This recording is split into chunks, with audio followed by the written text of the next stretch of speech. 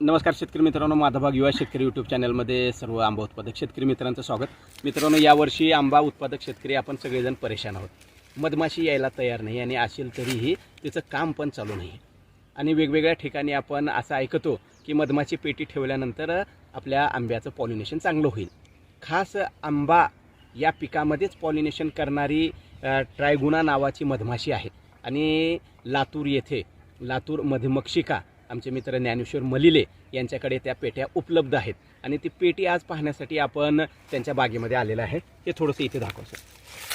हे पहा मित्रांनो, याच्यामध्ये अतिशय छोटी आणि ह्याला काटा राहत नाही, हे चावत नाही आणि हिचं काम साध्या मधमाशीपेक्षा जास्त चालतं. म्हणजे ही रात्रंदिवस काम म्हटलं तरी हे मधमाशी करते.